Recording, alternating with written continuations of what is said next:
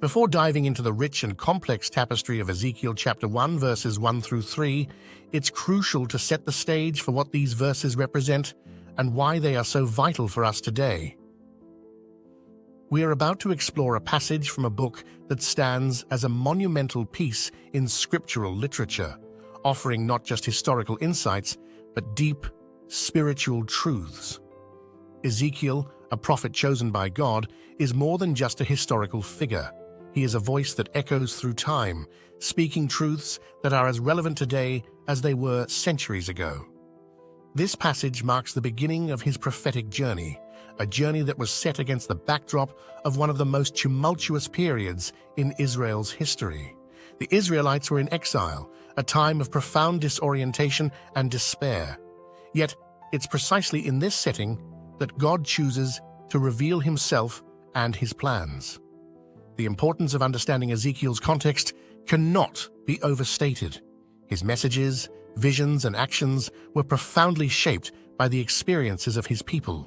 As we delve into these verses, we're not just reading ancient texts, we're uncovering layers of meaning and discovering how God speaks and acts in times of upheaval and uncertainty.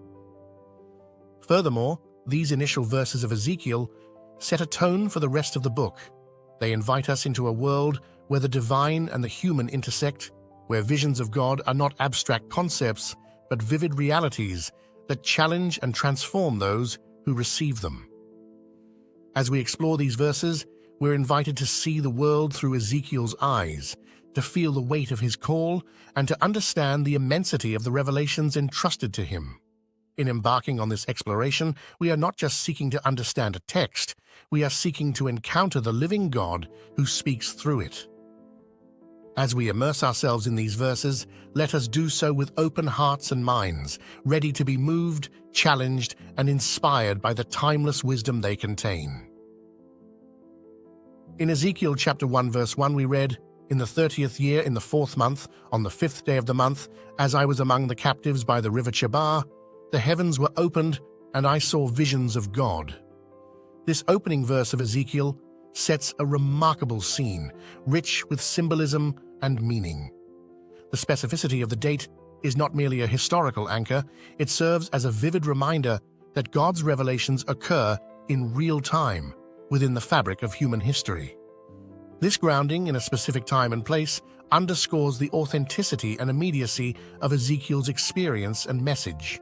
The mention of Ezekiel being among the captives by the river Chebar is deeply significant.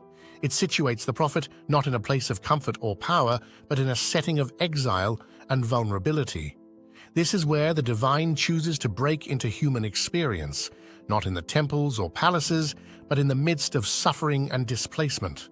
It's a profound reminder that God is not distant from our struggles. He meets us where we are, often in our lowest moments. The imagery of the heavens opening is both powerful and awe-inspiring. It signifies a moment of revelation, an extraordinary encounter between the human and the divine. This is not a common or mundane experience. It's a rare glimpse into the very heart of God's mystery and majesty. The heavens opening suggests a removal of barriers, an invitation into a deeper understanding and connection with the divine. The phrase, "I saw visions of God," marks this as a pivotal moment in Ezekiel's life and in the scriptural narrative. These visions are more than just visual experiences. They are revelations of God's nature, character, and plans. They convey truths about God that are too profound for ordinary language, requiring the medium of visionary experience to be fully expressed. This verse, therefore, is not just an introduction to a chapter or a book. It's an invitation into a profound spiritual journey. It challenges us to consider how God might be revealing himself in our own lives, often in unexpected places and ways. It encourages us to look beyond the surface of our circumstances, to be open to moments of divine revelation, and to be attentive to the ways God is speaking to us, even in our own times of exile and uncertainty. In verse 2 we read, "On the 5th day of the month, which was in the 5th year of King Jehoiakim's captivity." This verse, while seemingly straightforward in its historical referencing, is imbued with a deeper layer of significance. The precise dating, the 5th day of the month, which was in the 5th year of King Jehoiachin's captivity, does more than just provide a chronological marker. It serves as a poignant reminder of the ongoing plight of the Israelites. The reference to King Jehoiachin's captivity encapsulates a period of profound crisis and national upheaval. It situates the prophetic narrative within a context of loss, suffering, and displacement, a time when the future of Israel seemed bleak and uncertain. By anchoring the prophecy in this period of captivity, the text invites its readers to reflect on the nature of divine revelation during times of hardship. It emphasizes that God's communication and guidance are often most palpable and necessary during periods of struggle and despair. This historical reference underscores a theme that runs throughout the scriptural narrative: God's faithfulness and presence even in the midst of adversity. Moreover, the specificity of the time frame connects Ezekiel's prophecies to a broader historical narrative. It reminds us that the messages and visions received by Ezekiel were not just personal experiences, but were intimately tied to the collective experience of his people. This connection between individual revelation and communal history is a powerful aspect of the prophetic tradition.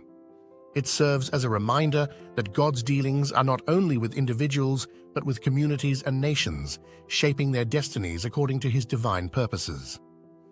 Furthermore, this verse subtly underscores the reality that prophetic revelation often emerges from within the context of societal and political turmoil. The captivity of King Jehoiachin symbolizes a period where earthly kingship had failed and divine kingship was asserting itself. In such times, the role of the prophet becomes even more crucial as a conduit for divine wisdom and guidance amidst human failings and uncertainty. Thus, this verse, while concise, is laden with historical, theological, and spiritual implications. It invites readers to contemplate the ways in which God's voice and guidance are made manifest during times of national crisis and personal hardship. It challenges us to see beyond the immediate circumstances and recognize the unfolding of a larger divine narrative in which we are all participants. In verse 3 we read, "The word of the Lord came expressly to Ezekiel the priest, the son of Buzi, in the land of the Chaldeans by the river Chebar, and the hand of the Lord was upon him there." This verse is rich with significance, marking a pivotal moment in the life of Ezekiel and in the unfolding narrative of God's interaction with his people. The phrase, "the word of the Lord came expressly," signals a direct and clear communication from God to Ezekiel. This isn't a vague or ambiguous revelation, it's a specific, unequivocal, divine encounter. The use of the word expressly amplifies the importance and clarity of this revelation. It underscores that what follows is not just the words of a man, but the very voice of God, conveyed directly to his chosen messenger. Ezekiel is identified not just by name, but also by lineage and vocation: Ezekiel the priest, the son of Buzi. This identification serves multiple purposes. Firstly, it grounds Ezekiel in a particular family and social context, emphasizing his humanity and relatability. Secondly, his identification as a priest is critical. As a priest, Ezekiel belonged to a class of people who served as intermediaries between God and the Israelites. This role imbued him with a deep understanding of religious rites, traditions, and the importance of maintaining a holy relationship with God. His priestly background would have profoundly shaped his perception of the visions he received and the messages he conveyed. The setting of this revelation is also noteworthy: in the land of the Chaldeans by the river Chebar. This location is far from Jerusalem, the traditional center of Jewish religious life. This displacement to a foreign land signifies the severity of the Israelites' situation, in exile, away from their homeland. Yet, it is here, in this place of dislocation and despair, that the word of the Lord comes to Ezekiel. This serves as a powerful testament to the fact that God's reach extends beyond the boundaries of the Promised Land, that he is present and active even in places of exile and oppression. The final part of the verse, "And the hand of the Lord was upon him there," speaks of divine empowerment and presence. The hand of the Lord implies a forceful and empowering touch, signifying that Ezekiel's prophetic ministry is not undertaken in his own strength, but is divinely inspired and sustained. This expression assures us that when God commissions, he also equips. It indicates that Ezekiel's messages, however challenging or enigmatic they might be, are underpinned by divine authority and power. Thus, this verse not only introduces us to the prophet Ezekiel and sets the stage for his ministry, but also invites us to reflect on the nature of divine callings. It reminds us that God often chooses to speak and act through individuals in times and places that may seem unlikely or unfavorable. It challenges us to be open to the possibility of encountering God in unexpected settings and to be receptive to his guidance, even when it comes in the midst of our own exiles. As we reflect upon Ezekiel chapter 1, verses 1 through 3, we find ourselves at the threshold of a profound spiritual journey, one that challenges our perceptions and invites us to delve deeper into our understanding of God's ways. These verses, though brief, encapsulate a wealth of meaning, offering insights not just into a historical moment, but into the nature of divine revelation and human response. The passage reminds us that God's communication with humanity is deeply embedded within the context of our lives. The historical details, the setting by the river Chebar, and the specific circumstances of Ezekiel's calling all speak to a God who is actively engaged in the unfolding story of human history. This engagement is not distant or detached. It occurs in the midst of our struggles, fears, and uncertainties. The narrative of Ezekiel shows us that God often chooses to reveal himself and his plans in times of hardship and upheaval, reminding us of his steadfast presence and unwavering purpose. Moreover, the verses underscore the significance of being receptive to God's voice. Ezekiel's experience by the Chebar River is a testament to the transformative power of divine revelation. It is a call for us to be attentive to the ways in which God might be speaking to us, even in our own times of exile and confusion. The heavens opening and the hand of the Lord being upon Ezekiel invite us to consider how God might be working in our lives, urging us to look beyond our immediate circumstances to the broader narrative of his redemptive work. This passage also serves as a reminder of the responsibility that comes with receiving God's word. Ezekiel's role as a prophet was not just to receive visions, but to communicate God's message to his people. This dual role of receiver and transmitter of divine truth underscores the active part we are called to play in God's plan.